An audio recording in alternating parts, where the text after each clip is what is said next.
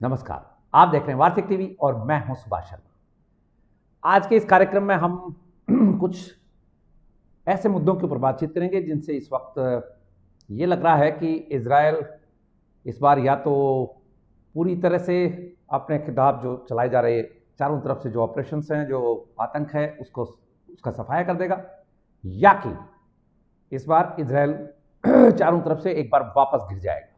दोनों तरह की संभावनाएं चल रही हैं।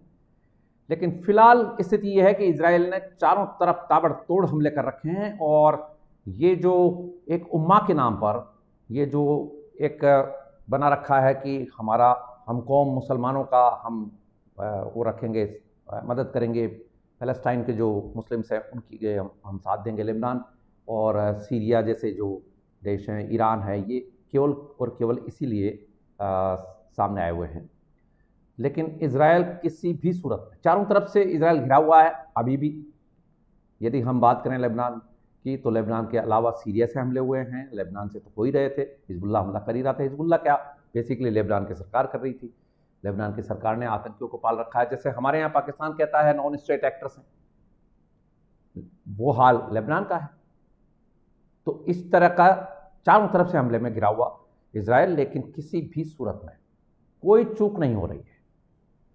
तो इसके ऊपर आज हम डिटेल से बात करेंगे, क्या कुछ हुआ है और किस तरह से जो हिजबुल्ला का चीफ है उसकी जो शव यात्रा है वो तक निकालने का टाइम बताने की हिम्मत नहीं कर पा रहे हैं हिजबुल्ला के, ये जो जिनको लड़ाके कहा जाता है, फाइटर कहा जाता है, जो किसकी पता नहीं किसकी फौज है और लश्कर है और ये है वो है, पता नहीं किस तरह की बातें करते हैं मुल्ले मौलवी। तो इस तरह के दावे करके और समाजों में लड़ाई झगड़े फसाद करवाना, चाहे भारत हो चाहे पाकिस्तान में हिंदुओं की हालत आप हम सब जानते हैं। हाँ, इनके अंदर भी जो क्लैशेज हैं वो भी हम जानते हैं, जैसे अहमदियों को मुसलमान नहीं मानना, उनको मारना कूटना, उनकी मस्जिदों को जला देना। भारत की तो स्थिति आप हम सब जानते ही हैं। यहाँ तो किस तरह का जहर उगला जा रहा है, अंदर ही अंदर पता नहीं क्या क्या खिचड़ियाँ पकाते रहते हैं ये। तो ये इस तरह के लोग हैं कि कहीं भी जाएं, फ्रांस में जाएं, इटली में जाएं, ऑस्ट्रेलिया में, कनाडा में, वहाँ जाकर फसाद करना पहला काम है।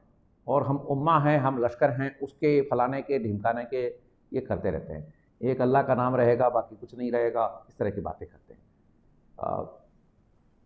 इस पूरे के पूरे प्रकरण को यदि आप हम सब ढंग से समझेंगे तो समझ में आएगा कि किसी को बर्दाश्त कर ही नहीं सकते, और फिर दूसरे देशों में जाकर कहते हैं हमारे ऊपर आप अत्याचार कर रहे हैं। ये और एक नया नारा है। तो इस तरह के ये मामला है। तो इजराइल ने बहुत ही कड़ा जवाब दे रखा है। और सही बात तो ये कि आतंक को पालने वाला जो लेबनान है वो अब जिसको कहते हैं ना ऊंट पहाड़ के नीचे आ गया है, तो लेबनान अब पहाड़ के नीचे आ चुका है। और इजराइल ने जो हमले हैं वो चौतरफा और ज़्यादा बढ़ा दिए हैं। आज डेवलपमेंट्स हैं इसके, और बहुत ही खास डेवलपमेंट्स हैं जो हम आपके लिए लेकर आए हैं।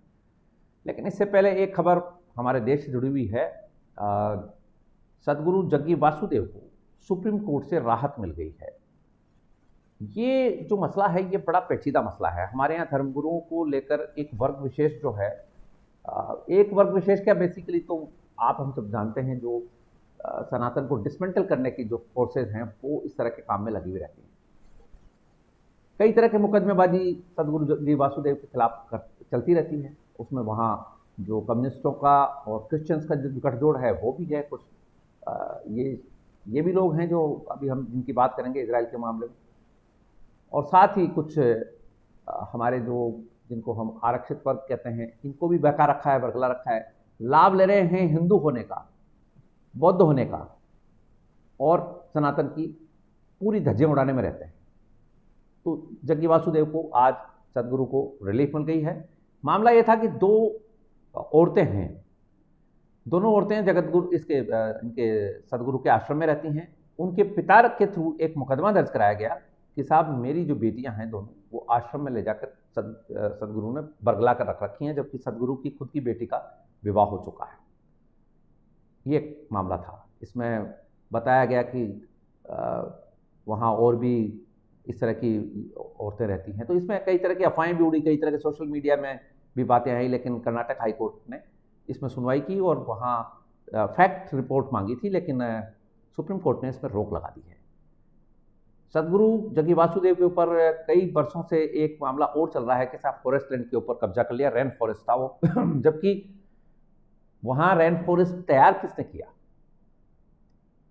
वो जमीन अलॉट कराकर उस रेन फॉरेस्ट को तैयार किसने किया?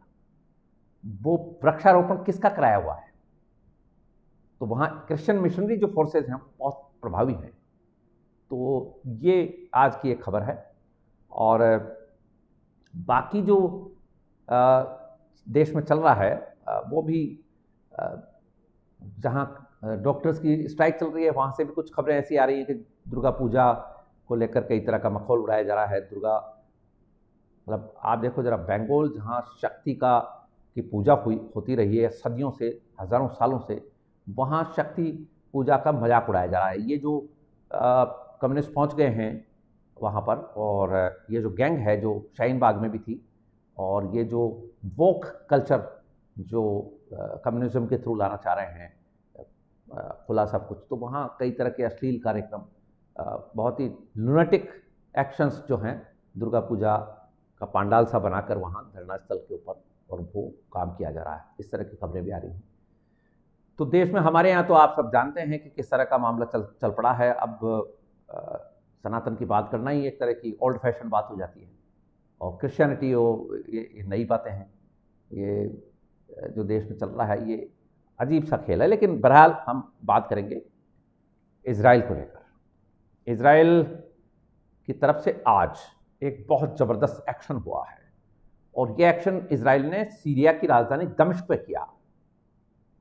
और ये जो एक्शन है इसमें हिजबुल्लाह का जो चीफ हसन नसरल्ला मारा गया था 27 सितंबर को, उसका दामाद हसन जाफर अल कासिम ये आज उड़ा दिया गया है।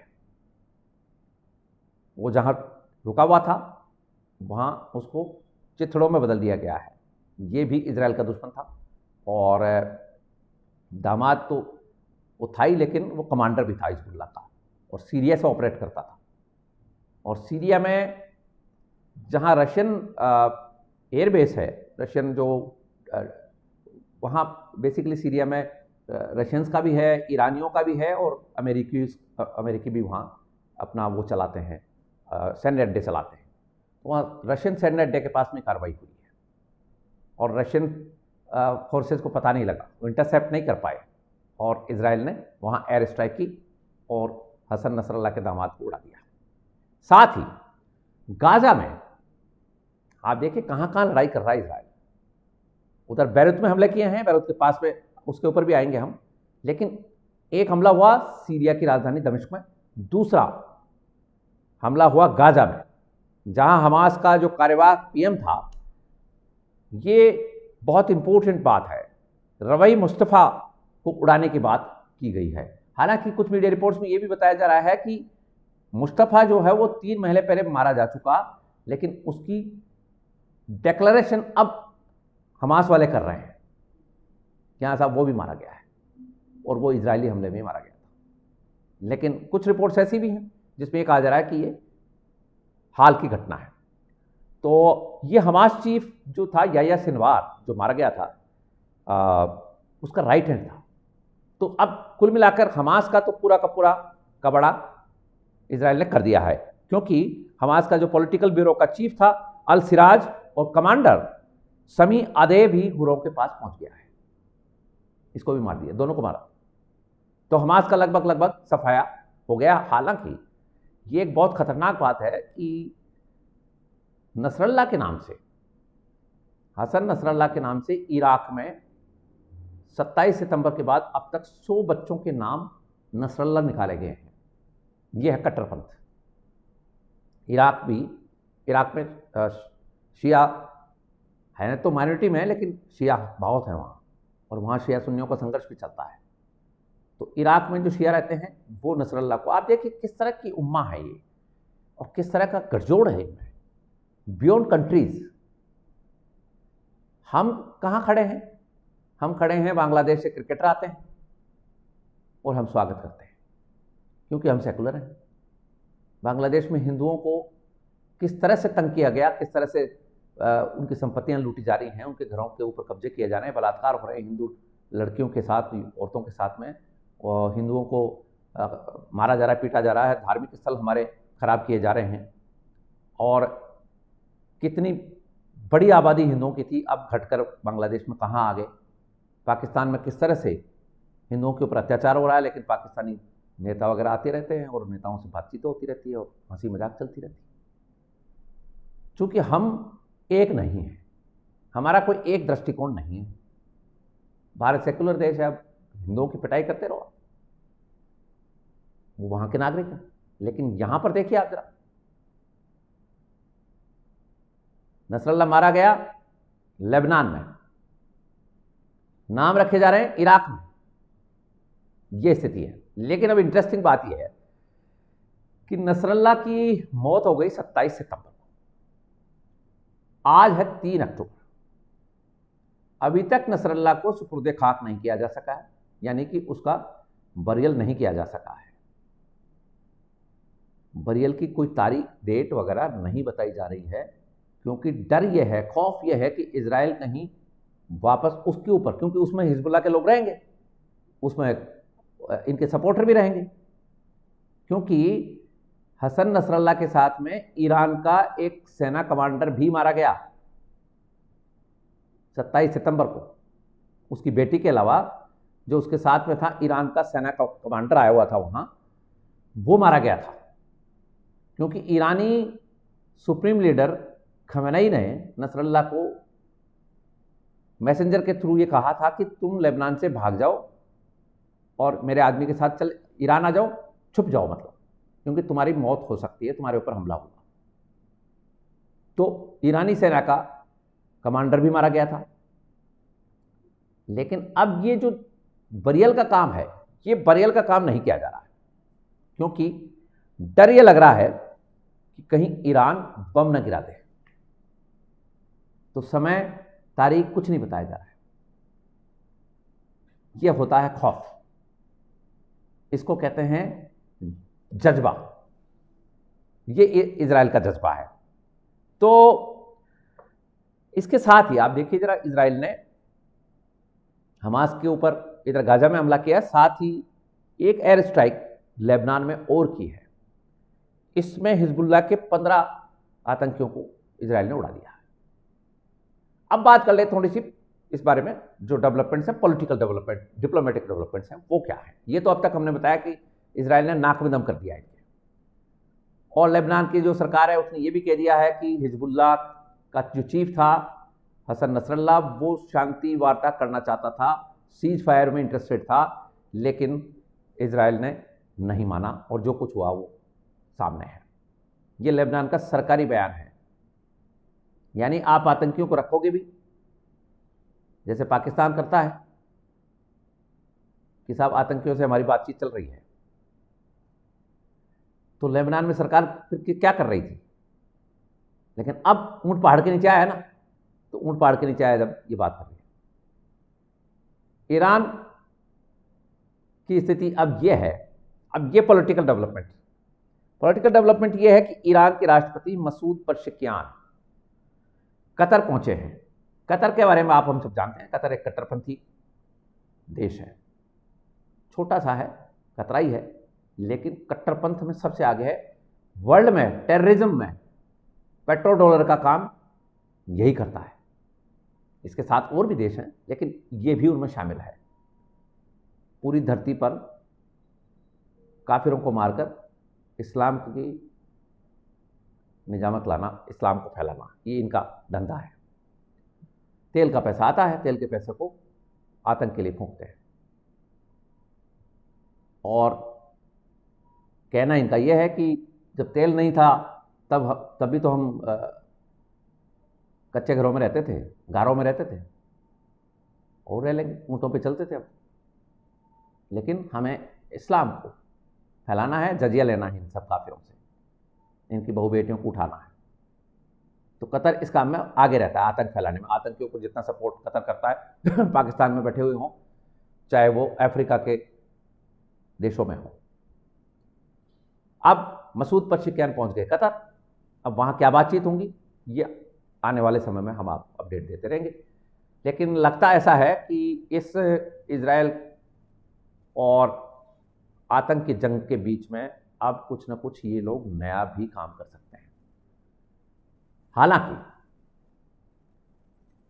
यूएनजीसी में चाइना ने मुद्दा उठाया है डिप्लोमेटिक फ्रंट के ऊपर। चाइना का जो परमानेंट रिप्रेजेंटेटिव है वहां, उसने ये मुद्दा उठाया है कि इजराइल को रोका जाए, क्योंकि यदि ये कार्रवाइयां जारी रही तो खाड़ी के देशों में ज़्यादा बड़ा संकट आ सकता है। तो चीन ने अपनी तरफ से ये पहल की है। लेकिन अमेरिका की अध्यक्षता में G7, जो विकसित देशों का एक बड़ा संगठन है, G7 ने एक इमरजेंसी मीटिंग बुलाई है, जिसमें इटली की जो प्रधानमंत्री हैं उन्होंने इजराइल को सपोर्ट देते रहने की बात कही है। और अमेरिकी राष्ट्रपति ने ये कहा है कि इजराइल की स्थिति पर निगरानी हम बनाए हुए हैं, और ईरान ने जो हमला किया है ये अनफॉर्चुनेट है, ये नहीं करना चाहिए था ईरान को, और अब हम ईरान के ऊपर नए सिरे से नई सैंक्शंस लगाने की तैयारी में हैं। ये डिप्लोमेटिक एक G7 का काम हुआ है।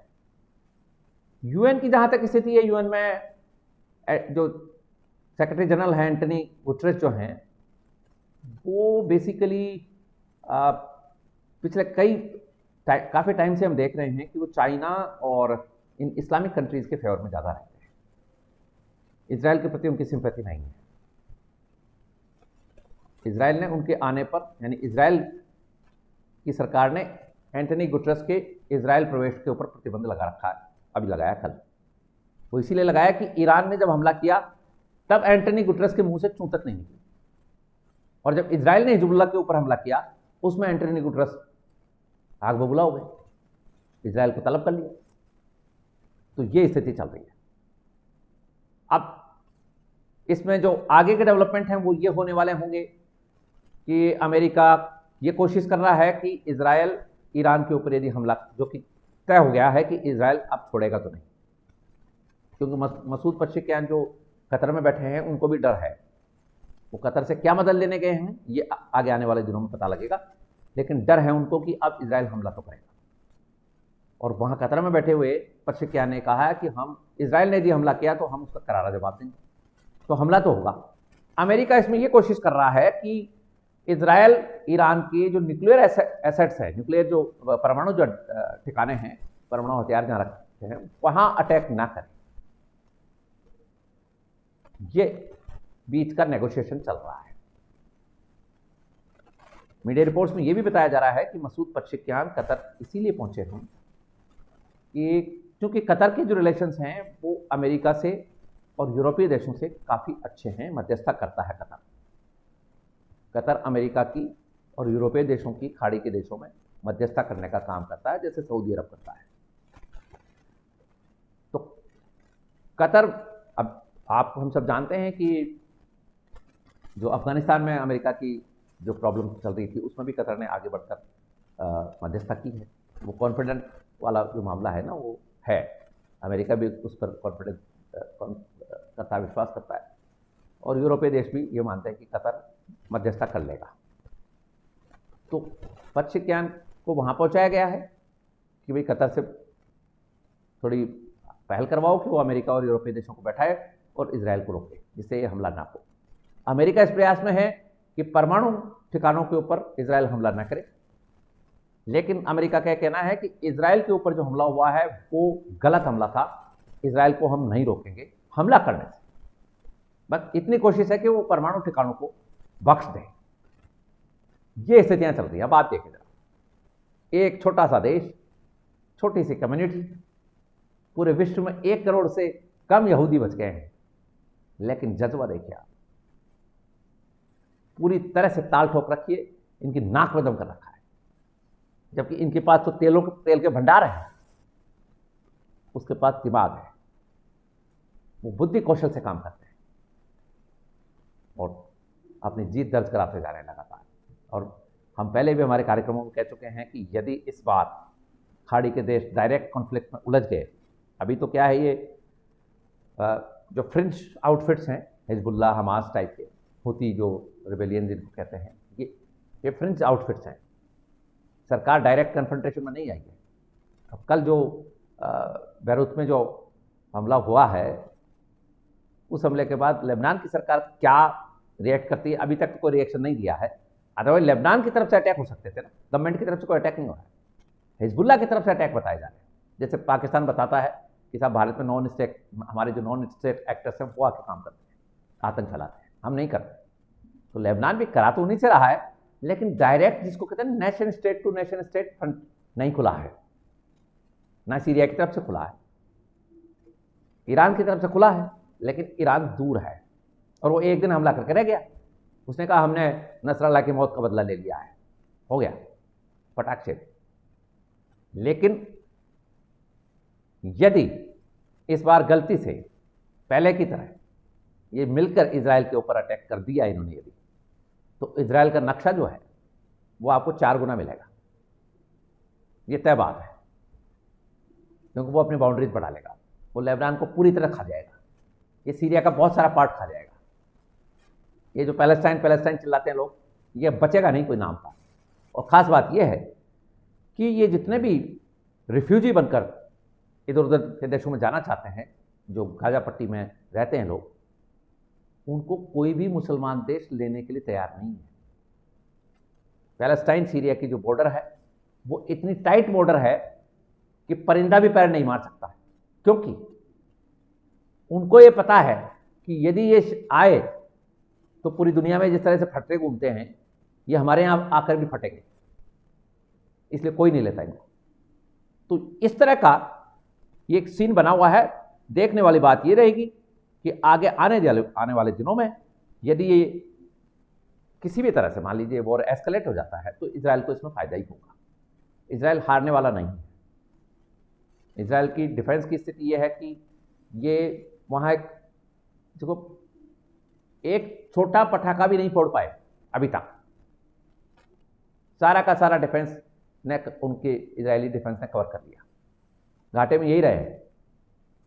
तो कहने का ये है कि जो चल रहा है वो मोर्चे पर इजराइल डटा हुआ है चारों तरफ से, और आने वाले दिनों में देखने वाली बात ये रहेगी कि इस रीजन में हालात सुधरेंगे या कि और भयावह होंगे, क्योंकि यदि और भयावह हुए तो व्यापार कारोबार भी डाउन आएगा, शेयर बाजार पर असर आने लग गया है, और साथ ही सप्लाई चेन के ऊपर भी असर आएगा। तो ये स्थिति भी पूरे विश्व को देखनी पड़ेगी।